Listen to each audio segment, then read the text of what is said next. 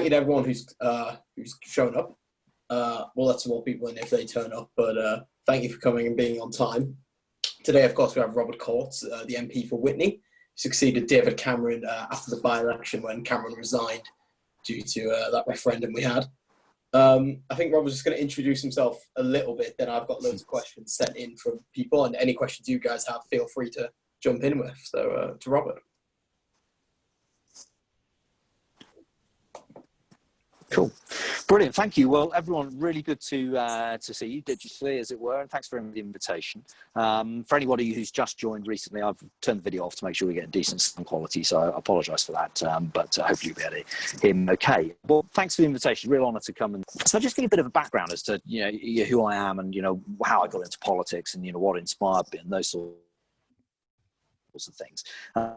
So I come from quite a mixed background, actually. Anybody who saw my maiden speech, I know a couple of you have. I had my great grandfather on my mother's side was a Labour MP. He was a Labour MP for Cambridgeshire from 1945 to 1950 Parliament. So he's one of Clement Attlee's backbenchers and represented that very rural seat back there. So I have politics in the blood. But that was my grandmother's father. But her husband, my grandfather, was a Liberal. And obviously there are Conservatives in the family as well. So we've got a right old mixed bag, but I think it's fair to say that I've had politics in the blood all the way through. I've also always been very interested in history ever since I was young. Ever since I was able to read or see anything on the television. The Falklands War was happening when I was only a few years old. And just sort of dimly started to become aware of national events as well. So I was born in 1978, so into the very early parts of Mrs. Thatcher's government, and grew up during the 80s. So I've seen, my father comes from March in Cambridgeshire. He was family to go to university. His father was a cobbler.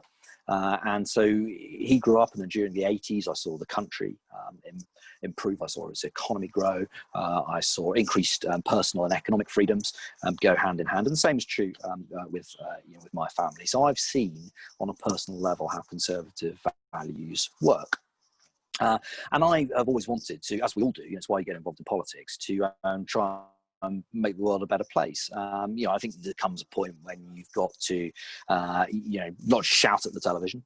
You've got to, get involved yourself and get stuck in. And if you think you've got some ideas about how things could be done a little better, how you could improve people's lots, how you could help everyone to make the very most of all the opportunities that they have in life, of all their talents, then I think you should get stuck in and do it. So I've always been that view, and that's very much informed by the interest in history that I've had.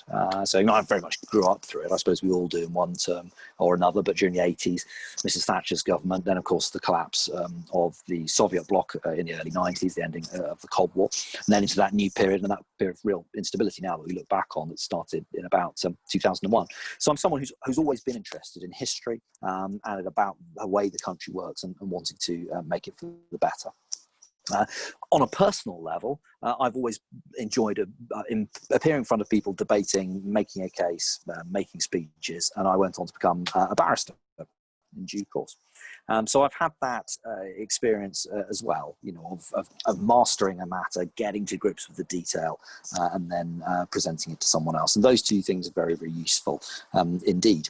So I come from that family, which is in some ways quite political, but very mixed as well. And so as a result, I think it's very important that you try not to be any more tribal than you can. Listen to what every side of every argument is, and then form your view accordingly. But I do think that when you do that, that you find that the fact of life turns out to be conservative, that the conservative policies that we've pursued over the course of my lifetime, of my 40 or so years, are the ones that have led this country from being the sick man of Europe, as it was in the 1970s, all the way through to being, fourth, fifth biggest, largest economy in the world, with undenied global influence and great times of peace, prosperity, and freedom for its citizens. So I'd always wanted to get involved, and I took those steps to do things. I wanted to go off and be a barrister because law is very interesting. It involved the things that I enjoyed doing, getting on top of something and then presenting it. And that also is quite natural for politics as well, because that's what you often have to do, is to get to grips with an issue quite quickly and to go ahead and present it. And so accordingly, I've been involved in politics for a long time. I probably first got involved and went in my teens when I probably delivered a few leaflets, but not much more than that. First got seriously involved when I was at university. I was at university in Sheffield, but I was more involved in my parents' association, which is in the Midlands. It was in Meriden, what was then Caroline Spellman's constituency, and she was the MP from 97 all the way through, of course, until 2019, when the superb Saki Batty, my friend, took over from her. So that was when I really got involved and got stuck in for the first time. I stood for local government for the first time there during that. It must have been, I don't remember the exact year, but in the early 2000s, probably about 2001, that sort of time, whilst I was still at university. And then I moved down to Winchester, where I did pupillage, which is like an apprenticeship that barristers go through, where you learn how to become a barrister. And that's where I got really stuck in. I was on Steve Bryan's campaign team. He's my friend who is still the MP for Winchester, as he has been since 2010. So I was on his campaign team. That's where I really got stuck in, really learned, how to campaign locally, how to do that, and to do the job of being an activist, and then go on to be a councillor. I moved to where I now live, which is in Blaydon in West Oxfordshire, which is the village that Churchill's buried in, for those of you who are historians. And it was when I moved into it, of course, David Cameron's constituency. And I moved here for personal reasons. I lived in Winchester, as I've said. My wife was living up in Warwick, and we needed to essentially split the difference. So we moved in somewhere where we could both continue working in our existing places. And I knew this area anyway, because I know the Churchill family and I write about Churchill. I think we may talk about Churchill a bit more in due course, because I know it's one of the questions. So this was the obvious place to come and live. And so we moved to Blaydon, and I got stuck into local politics here. As an activist initially, one of the things that's quite difficult when as you guys all know, when you go through university and then you're starting out your careers, you tend to move around quite a bit. And I certainly wouldn't want to be in a position where I'd stood for election, then had to leave and inflicted a by-election on the local party. So for a council seat. So I didn't do that. But once I knew I was settled, I got elected as a district councillor here in 2014. 2015, I was on the cabinet. 2016, I was the deputy leader. And then, of course, 6 months after that, as you all know, we had a few months after, a month after, we had the Brexit referendum. And about 6 months later, of course, David resigned as the MP, and we had the Whitney by-election when I was fortunate and highly honoured. I'm very lucky to be selected to succeed him. And of course, since that time, 3 years, 3 general elections in quite extraordinary circumstances. It's been an incredible ride, and a lot more to go yet, I think. So that's probably just a quick little introduction to me, who I am, where I come from. I live perhaps slightly more personal level. I live in Blaydon, as I say, and that's where I am at the moment. I'm in my family home, where I've spent a lot of time over the course of the last few weeks and months. And I've got my wife, Kat, and I have 2 children who are aged 4 and 1. So I've very much got my hands full with family as well as work. And when I get a bit of time off, every now and again, I'm a blues guitarist. And when I get even more time, which is rare and rare these days, I'm a scuba diver. So I'm a blues guitar playing MP, which I don't suppose is particularly common. But there you are, a bit about me. So would everyone like to fire off with some questions? Thanks for that, Robert. We've had a few questions come in. What I wanted to just ask first was about that selection experience to replace David Cameron. What was the process like? Because I imagine replacing a recent Prime Minister is probably a bit different to standing to replace somebody who's just a regular backbencher. Yeah, it's not so much, the procedure is slightly different from a party perspective. It's not so much because you're replacing the Prime Minister, it's more because it's a by-election, and because the by-election period is much more constrained. So you have a shortened selection process. And a lot of it, in truth, you don't know. It's just going on in central office, and you simply know what happens to you, as it were. So in my case, you have to apply. If you want to get on the approved list, you have to do what's called a PAB, a Parliamentary Assessment Board, anyway. If you want to get on the parliamentary list. For a by-election, even if you're on the list, you've got to do it anyway. So we had to go and do that. And there were, I think, about 2 days in which CCHQ processed as many people as possible. They then was a process of just waiting while they then shorten that down to a long list and then a short list, but that all goes on in the background, well, not so much in the background, it goes on behind closed doors. And then in due course it was announced that I would be down to the final 3. And of course we then had a selection meeting in the church, St Mary's Church in Witney, which is one I've obviously been in before. I've been in there with David when he did hustings in the 2015 election, for example. And there was myself and 2 others, and we had an open selection. I was a selection from the party members rather, and I was honoured to be selected at the end of it. So it is an absolute whirlwind of an experience being selected in a by-election. It is anyway, but certainly in a by-election. In a general election, it just is it's a much longer period. All right. Okay. Does that give the answer, Chris? I thought we were just cutting out for a second, but we're back. You also mentioned... was that what you were firing at, or were you firing at more of the Oh. Is that cut out? I think Sorry, Chris, can you just say that again? I've lost you a minute there. I was just about to ask about... I'm afraid. I was just about to ask about Churchill as well. You mentioned... You've mentioned in the past that Churchill's your hero. Could you tell us a bit more about that and sort of your thoughts on him? Yeah, absolutely. Yeah, totally. Yeah, I can. He has been he is my hero, and I'm now, it's by coincidence, but I now live in the village that he's buried in. And one of my jobs with the local church is to keep an eye on his grave and check that it's maintained properly, which I do. It's quite difficult, isn't it, in life to figure out why you're interested in something. Sometimes you just always are, you always have been. And I remember probably I watched that great series, The World at War, with Laurence Olivier narrating it, which was around in the 60s and 70s, and it was on replays when I was in the 80s. And I probably became aware of Churchill then. And initially, my feeling was just this moment in 1940 when, of course, he is, Britain stands alone against rampant evil, and only one man really there is standing in the line and is rallying everyone else around him. That utterly extraordinary moment upon which the fate of the free world undoubtedly hinged. But as you start reading about him, so I said that, and at school, my English teacher suggested that I read a copy of his book, My Early Life, which he wrote when he was 30. No, I beg your pardon, he wrote when he was in 1930, when he was about 50. And I don't know if any of you have read it, but if you haven't, please do. Just go and get a copy and read it. It gives a very different picture. It's not the gruff wartime character. It's sparkling, it's witty, it is funny, it is incredibly inspiring, and he is all about telling young people to get out and make the most of lives, seize all the opportunities they have. If you've got something you want to do, then go out there and do it. It's the most optimistic, inspiring book that I'd ever read. And as I continued from that point on, really, I just carried on studying him. There's a number of things I like about him. The obvious thing, but you can never take away from it, is this extraordinary personal courage, this absolute indefatigable attitude, this never give in, which we saw most famously in 1940, but in many other examples in his life as well. The incredible personal courage that it took. And for my money, his most courageous period was during the 1930s, when he was standing up almost alone against appeasement night after night after that, taking incredible courage. It's what they call morning courage. It is when it's cold, it's when it's lonely, it's when you're on your own.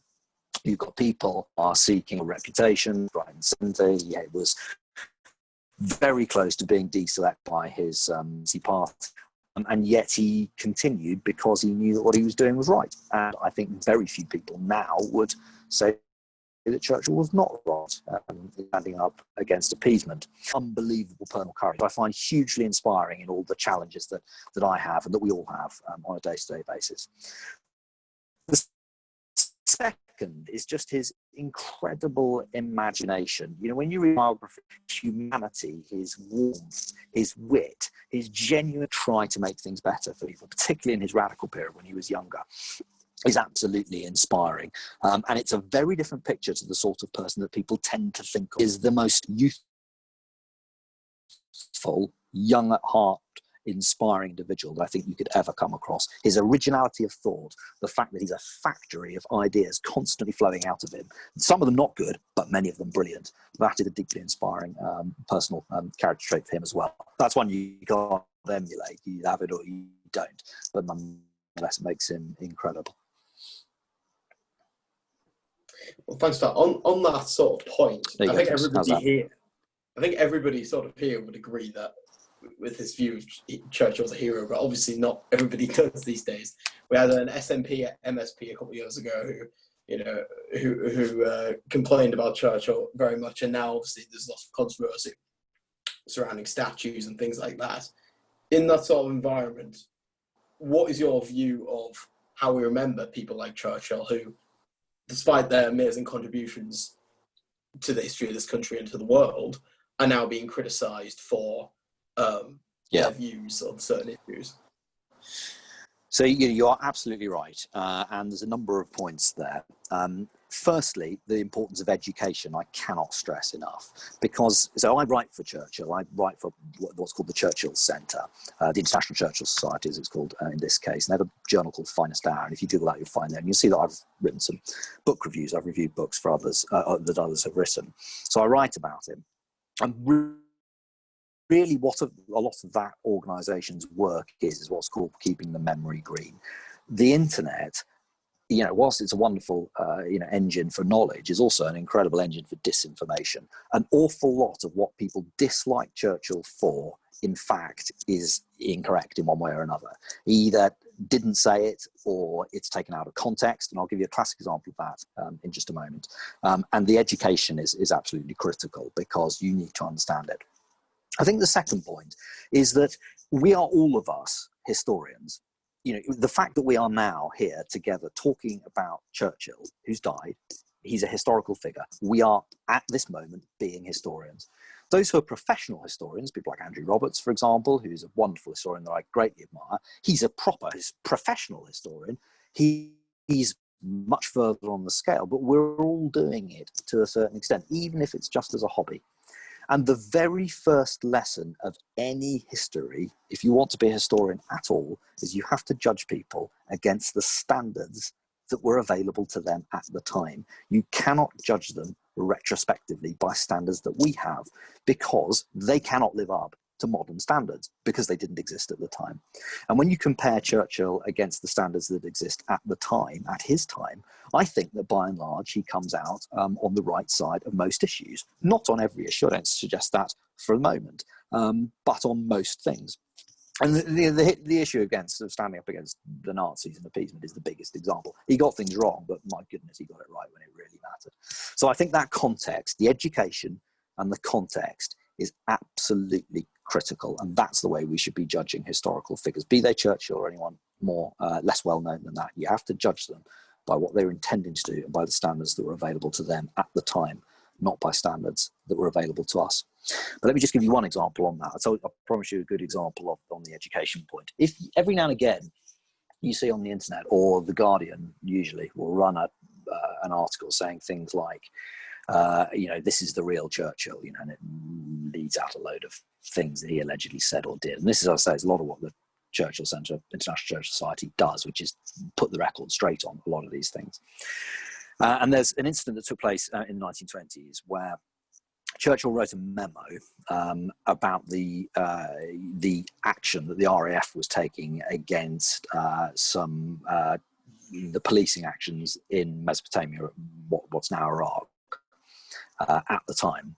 And what the RAF was doing was taking policing actions, which essentially they were, if there was a riot, they wanted to put it down, and they would fly overhead, and they might use munitions against them, i.e. they'd bomb them, which obviously would kill, hurt, or maim them. And Churchill wrote a memo where he used the phrase, I do not understand the squeamishness about the use of poison gas. Now, that sentence is always quoted. What is never quoted is the sentence that comes after it, where he talks about the effects that he thinks poison gas has. And it's very clear when you look at that, and you can go and look at the memo. If you Google it, you'll see it's there. It's clear that he says he's talking about lacrimatory gas, i.e. gas that makes you cry. So he's talking about tear gas. He's not talking about gas that maims or hurts or kills. He's actually making a humane argument. He's saying we shouldn't be hurting people permanently. We should just be causing them to disperse, which is what we really want. That is a classic example of something where he is frequently misquoted and is quoted out of character, out of context rather, and it's that sort of thing we should guard against. But that's the classic example I could give you, which you can go look up. Thanks for that. We've had another question in. What's your view on the situation with A-level grades today? Because obviously there's been quite a lot of controversy over the downgrading. Yeah. First in Scotland and now Yeah. today. So wondering what your view of that is. Yeah, so, I mean, yeah, we obviously have, I really feel for everybody. And of course, I've been seeing, emails coming from constituents during the course of the day where they're bitterly disappointed. I absolutely, my heart goes out to everybody who has worked and has been disappointed. I think this is a very difficult situation. There's no ultimately way that it can be in introducing this triple lock, because you've got the ability either to accept the grade, you can appeal it, and there'll be more details of that appeal next week, or of course you can resit the exam later. So I think that, and there's also, you can go to your MP as well, and your MP will be able to help you if you've had a disappointing result. So it is a very difficult situation. Nothing can be done that will immediately put everything right overnight. That's the nature of the situation that we are in. But I think that in introducing and pushing that triple lock, the government has done absolutely everything to stand behind students at this difficult time. Thanks for that. I believe we have a question from Nathan. He's, I think we're... All right, so, yeah. So about a year ago, I think it was, you led a parliamentary debate on human rights in West Papua, and what I particularly like about it is that it's rarely talked about, at least around here anyway. And I was curious more than anything else, what led you to initiate such a debate in the first place, and what exactly can UK, if anything at all, do about the situation there? That's a brilliant question. I'm so glad you've asked it, because it helps me to illustrate a number of things. So firstly, I mean, I'm interested in international affairs anyway. If you were to say, what are the things you're particularly interested in, obviously there's the constituency side of things, and arguing for the road and rail upgrades that we need in this patch. I would say it's defence, foreign policy, international trade. Those are the things that I'm interested in. So injustice around the world and human rights is something that I feel very strongly about anyway. But in fact, what led me to initiate that debate was a contact that I had from a constituent, and it's a classic example of how our system works dreadfully well if the MP is receptive. So the constituent, in fact, in question, I had known when I was a councillor. He was in my ward in the north of what is now my constituency, and he came to see me in one of my first surgery meetings, and he made the case about the situation that West Papuans are in. And he did so in a way that was so persuasive that I thought, I have to take this up. And I looked into it, and it was the case that there hasn't been ever a debate upon West Papua in Parliament at all. There have been some questions upon it, but not a full-blown debate. And I thought it was long since time that happened.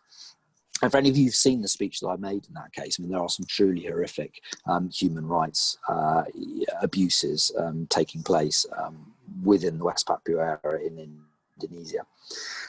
And I wanted to draw attention to that. And this is about campaigning, and it's a lot of what MPs do.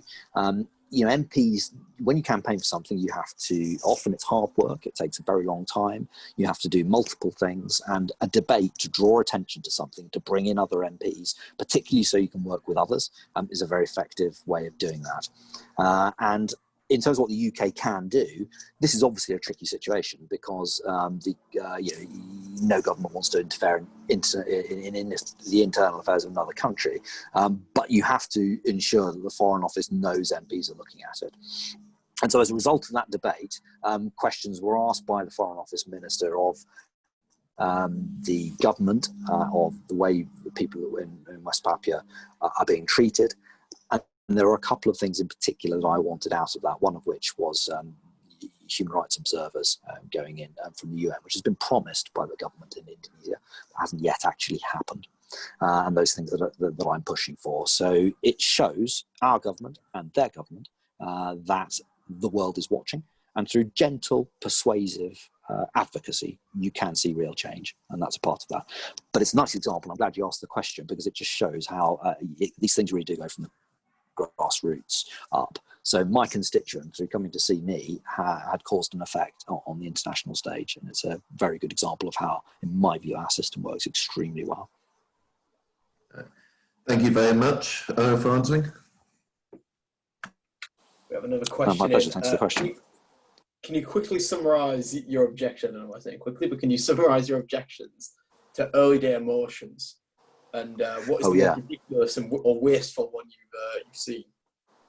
Yeah, thank you. This is a great question. So you often get requests from constituents to sign EDMs, and what they essentially are is just a statement that is published, and it may say that this House condemns X, Y, and Z, or it may be that this House approves X, Y, and Z, but they have no power whatsoever, and they are essentially a way of just showing that you're doing something.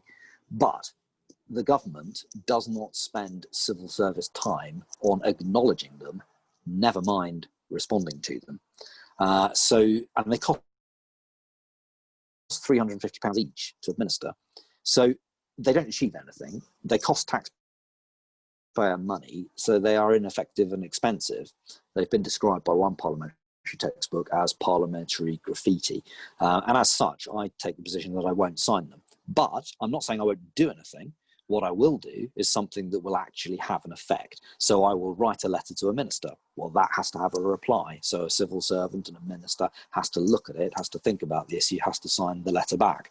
I might, depending on what the issue is, ask a parliamentary question. I might speak to a minister in the lobby. I might even initiate a debate. And that's a good example. Going back to the last question, I could have been asked to sign an EDM about West Papua. If I'd have done that, nothing would have happened. It just would have cost the taxpayer £350.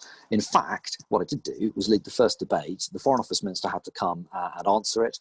Action was taken by the Foreign Office as a result. The international stage noticed, and you guys noticed as well. So that achieved something. So in short, that's the reason. I'm afraid, ultimately, it's used by some campaigners as a way to be seen to do something. Lobby groups will often say, we'll get MPs to sign an early day motion. And unless you understand what an early day motion is, that might sound like a good thing and a worthwhile thing to do, but it isn't. So I'll do some actual work.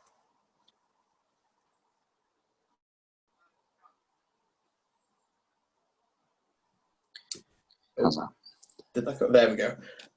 Thanks. That we've had another question come in. And by the way, just to people listening, if you have a question... Oh, sorry, I was going to give you an example. Sorry, Chris, you asked me for an example, and I'd actually printed one off. This is a question I thought I was going to get. So I'm going to give you this, because this gives you a good example. So sorry, then I'll come back to the next question. So this is an EDM, and you can Google it. It's EDM 1255, and it's about pigeon bombs, okay? And it reads as follows. That this House is appalled, but barely surprised, at the revelations in MI5 files regarding the bizarre and inhumane proposals to use pigeons as flying bombs, recognises the important and life-saving role of carrier pigeons in 2 world wars, and wonders at the lack of gratitude towards these gentle creatures, and believes that humans represent the most obscene, perverted, cruel, uncivilized, and lethal species ever to inhabit the planet, and looks forward to the day when the inevitable asteroid slams into the Earth and wipes them out, thus giving nature the opportunity to start again. That was signed by one Jeremy Corbyn in, I think, 1994, some time ago. Anyway, and you see my point. It's, that's a daft example. That cost the taxpayer £350, and what did it achieve? It's just being silly. There's loads of other examples. There's people like an MP congratulating the local football team. It's that kind of thing. What's the definition of a pint of beer? I mean, you could...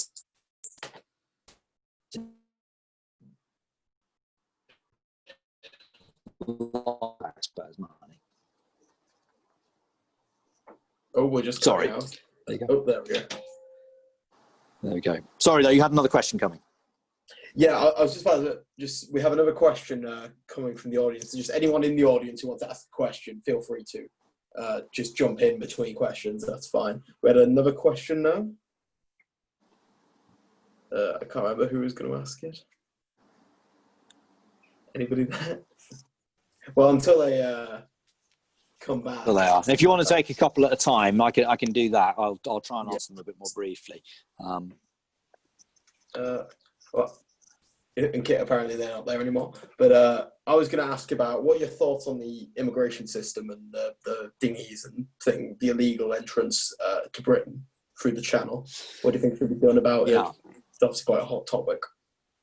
Yeah, very hot topic at the moment. And I think Britain has taken and I think the approach Britain's always taken is the right one, which is that we need to give assistance, do so in a way that helps them build their economic prosperity and their safety elsewhere. That's the way to target its aid, rather than encouraging people to come here. We do that. So, for example, locally, I'm very proud of this. David Cameron announced many years ago now that we were going to take some Syrian family, some Syrian refugees. We did, and I was part of, when I was on the council, part of the committee. I led the action, in fact, to find them places to live in Whitney. We were very proud of that. That's absolutely right that we do that in the most deserving cases where people really do need to come here because of safety concerns and support to those who are the most threatened.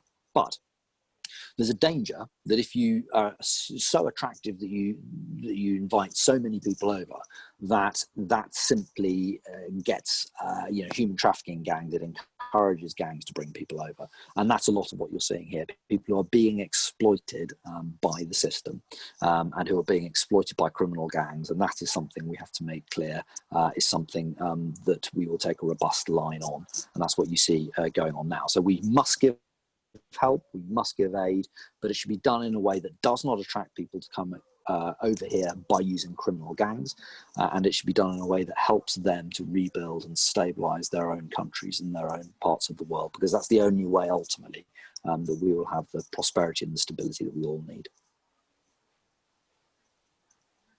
All right, thanks. We had a question from the audience. I think they're back now.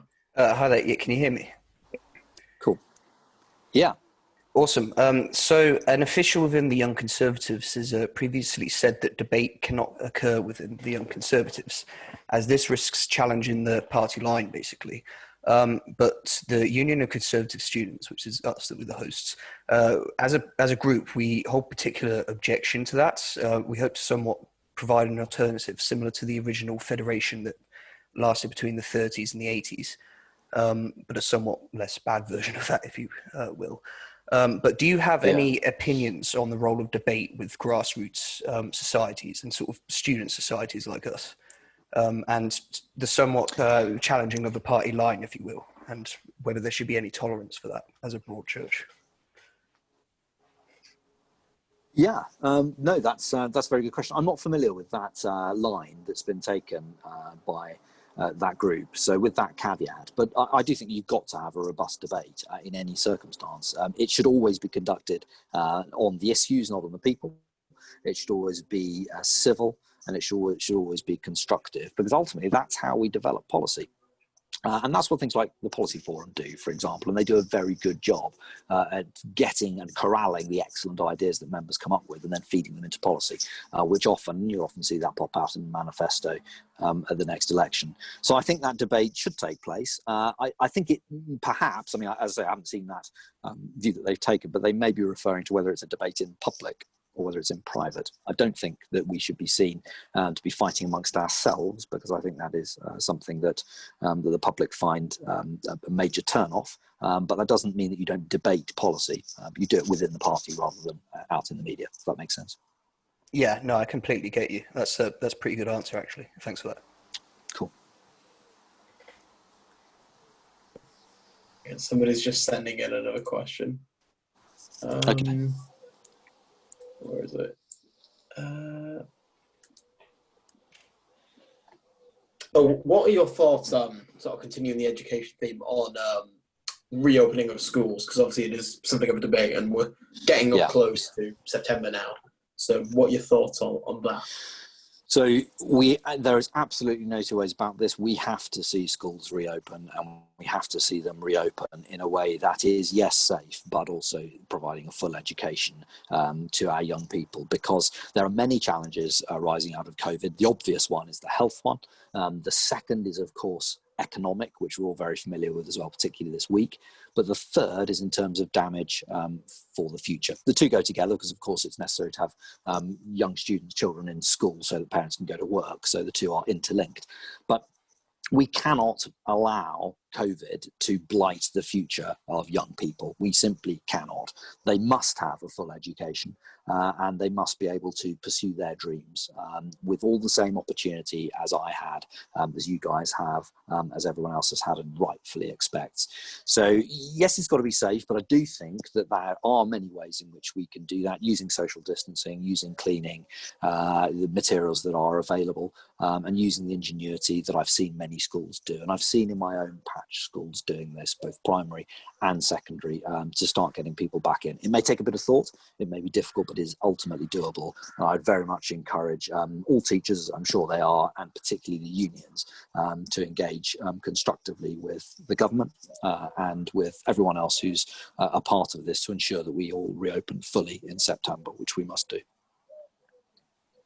Thanks. I think we have a question from William. Hi there, thank you very much. In the bio of the event, it mentioned that you were a believer in the Austrian School of Economics. And as a libertarian, I'm very much happy to see that there is an MP who believes in Austrian School of Economics. I was wondering what your first experience of learning about Austrian economics was, and how you apply that to yourself when you're voting in Parliament and when you're an MP. Thank you. I'm sorry, did you refer to Austrian economics? Austrian economics, yes. Yes, I'm not sure what that was in the biography, actually. What was that in context to? I said you were a believer in the Austrian School of Economics, so Hayek, Mises, those kind of people. Oh, I see what you mean. Yes, so in other words, economic liberalism, and free markets. Yeah, I absolutely am. So, I am one of those people. I'm conservative, so it won't surprise you anyway, but I am someone who feels that the government's role is to facilitate, not to run people's lives. I want to see that it is something that I want to see, by and large, a smaller state, of course, but still providing the services that we all need. I want the government to ensure that it gets out of the way and allows people to live their lives rather than telling them to live their lives for them. And so I look at everything that we do on that basis. But I do think one of the key things that is important about being conservative is also the fact of pragmatism and of being realistic. Because the classic example to that, because obviously everything we're doing at the moment through coronavirus is contrary to a lot of what I've just said. But that is because of the exigencies of the time. But the key thing is that there are those on the left who would like to see a lot of what we're doing, things like the furlough scheme, continue indefinitely, funded by borrowing. And I am quite firmly of the view that that is something that must be temporary, and we must make clear that that is the case. We will need to roll back the amount of state intervention that we have in order to put the public finances back on a sound footing. And thank goodness it's a Conservative government in the moment, not Mr. Corbyn, otherwise it would be in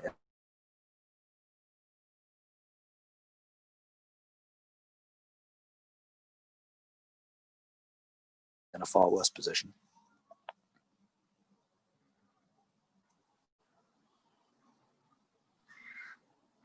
All right. Did I give you the answer? I hope you can hear me still. Yes, thank you. Okay, we had another Still question. got me. Yeah. How did I give you the answer? Yes, thank you. Okay. I think it's just lagging a little bit. Yeah, there's a fair bit of lag. I was just wondering, you mentioned about sort of advocating for the rights of small businesses and reducing regulation. Obviously, small businesses taking quite a hit with coronavirus. So what are a few sort of things that you think need to change to help boost small business to recover from coronavirus? Yeah, that's a great question. I am the chairman of the all-party parliamentary group for small businesses, and we're doing an inquiry on that at the moment. We started off doing it a while ago about what would make Britain the best place in the world to do business, and now we've sort of turned that into recovery from corona phase. There's a number of points there, and it's something we could talk about for a long time. I think in essence, what you're looking at are the major things, I would say, are twofold. The first of them is access to finance, is access to capital. Businesses will nearly always tell you that they can get to a certain size, but once they get to that size, it's difficult to grow any further. Getting from small to medium is a major challenge. So that aspect is a particularly big thing. And anything government can do to achieve that is also very important. The second aspect is very much around skills. Again, businesses will usually tell you they can grow to a certain size, but it becomes very difficult then to find enough people with the requisite skill set. So this goes back to a number of things we were talking about earlier about education and so forth. And that is absolutely critical. Things like apprenticeships, things like T-levels are absolutely critical because we have a major shortage in this country of a lot of these skills that we will need going forward. So those are the two things that small business would need. They do anyway, and that's even more the case now. So access to skills and access to finance. Brilliant. You're also apparently very well known for your advocacy on behalf of the armed forces. So I was wondering if you could just tell us a bit about your work there, and particularly relating to the RAF, which I know you're passionate about.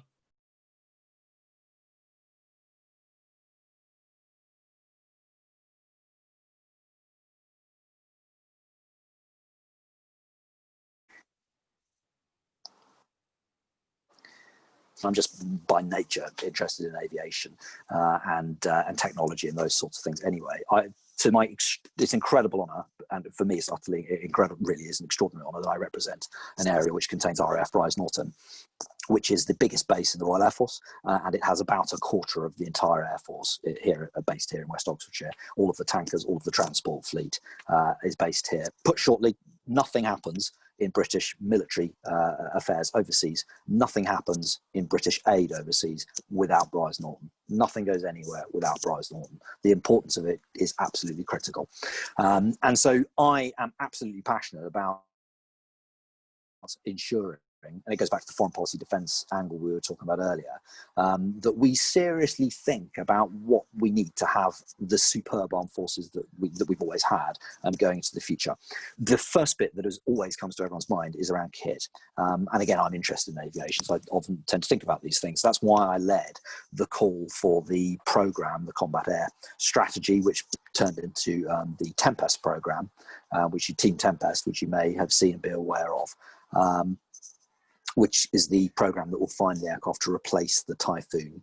And I'm particularly pleased about the way this has been set up because it links through to the STEM agenda that I referred to a moment ago. It's very much about showing people that we have cutting edge technological industries in this country. It's not all defense based. A lot of it is, is IT based, for example, or manufacturing based, and that there is a very great, exciting career available for young people in high-end manufacturing, in which we absolutely lead the world. So that's the aviation part of things. We have to have capable kit as we go forward to face the challenges of the future. That means high-end aircraft, it means updating Challenger tanks, it means updating Warrior, it also means making sure we have the right intelligence platforms. It also means making sure that we have the ways to combat the asymmetric warfare that we've seen recently, be that from terrorist groups or be that increasingly in the cyber domain, which is going to be a major part of any future conflict, be that a hot war or a cold war, which is of course something that's very much on everyone's minds at the moment. But the second aspect of that's the bit that often catches everyone's mind, is the tech side of things, is the platforms. But the second, but unquestionably the most important thing, is the people.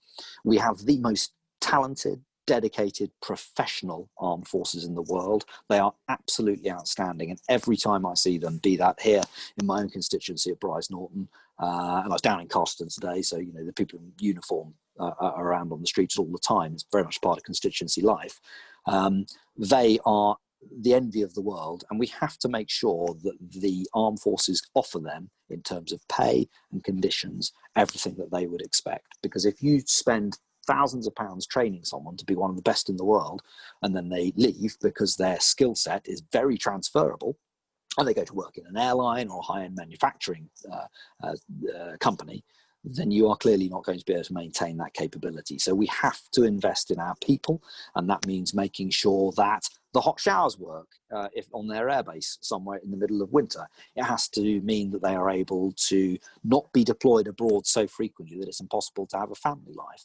It means that the housing that they have has to be not falling down and patched up, but what you would expect, because people have options. These are highly trained, highly talented people. They are hugely valued by the nation, and we must ensure that the life that they lead inside the armed forces is one that they enjoy, that is hugely rewarding, and also can offer them all the advantages that they could also get from civilian life.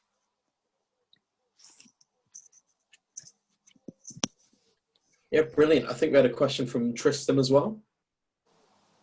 Hi, Robert. Hi, Tristan. I'm wondering, actually, on a similar topic, actually, to do with the civil aviation sector. Obviously, there's a lot of jobs involved, not just the aviation itself, but the retail in Heathrow. My constituency in particular is quite affected by that. The work there, I've worked in Heathrow in retail quite a few times myself. So I was just wondering, I mean, it looks to be quite a long-term trend that you've got quite a lot of people that have spent a lot of money to train as pilots and cabin crew that are being let go. So I was just wondering if there are any specific policy prescriptions that you think that might be sensible in dealing with that. I know that other governments have gone for more muscular intervention to protect their aviation sectors. I mean, Germany brings to mind, for example. Yeah. Just wondering what your view is on that. Thanks, Tristan. So great questions, a number of things brought together there. So I think a lot of what you're referring to is the British Airways action, where they've taken to firing their staff and then rehiring them on less advantageous terms. And I would, as the government has, ask BA to reconsider, to take a different approach and to engage with the government on that, because these are hugely valued people who've shown enormous loyalty to the country and to the company for a long time and should be valued as such. That is slightly discrete from the wider challenges that the aviation industry has. The obvious immediate one of those is, of course, Corona. And I think you may be referring to support that other governments have taken to support aviation industry during this time. Government has made clear that it is prepared to enter into discussions with the aviation industry with regards to bespoke packages, but it does expect them to exhaust other avenues first. So that is quite unusual, and they've had that sort of offer. But they do need to look elsewhere as to see what other funding opportunities are available to them, because in some cases there are shareholders, in other cases capital funds sit behind them, and they need to explore those as well. And I think that's right, given that ultimately it's taxpayers' money that we're talking about. More broader terms, you asked me about policy intervention for the future. And again, this goes to government investment in skills and STEM, which is absolutely critical for the future of all of our industries, but particularly aviation. And that's the challenge that arises out of climate change and the desire for aviation to become cleaner and greener. The technologies are absolutely there. They are being developed already, and we need to see the investment in that to ensure, and the government is doing so, as Rishi made clear with his green jobs section of his summer update. The government's investing in that, but we need to make sure that those are allowed to continue at pace. And I'm talking about things like environmentally sustainable aviation fuel, which is already coming on stream. I'm talking about things like ground crew handling operations being as clean as possible, battery vehicles. And then ultimately we are also looking, you're starting to see this come through now, of cleaner, greener aviation. We will in due course be seeing aircraft that can be battery powered, that can be electric. For short haul, that's something that's very much being developed. It's a much bigger challenge with long haul, because getting the size of aircraft off the ground is the major challenge. But it's certainly something that we need to look at, and government is certainly doing that. Thank you. I'm afraid that about brings us to the end, unless anybody's got any last quick questions before we wrap up. If not, I'll just say thanks very much, Robert, for coming. I'll put my video on briefly at the time. Now I know we're not going to get cut off, and just say thanks everyone. Thanks for coming. I'm sorry I didn't have a video on the rest of the time, but at least you could hear me. It's been great to speak to you. Real honour to do so. And look, anything else at any other time I can do to to help, or you want to ask me anything, I'm really glad to do so. It's been great. Excellent. It's been an Thank you honor. very much. Thank you very much for joining. We'll be My pleasure. We'll be sure to message you if we've got any ideas. Great. Thank you. I look forward to seeing you again. All the very best of luck with everything you're doing, with your studies, with your future. Thank you very much. Have a great weekend. Take care. You See too. you. Look after yourselves. Bye now. Goodbye. Bye. Bye-bye. Hey. Awesome.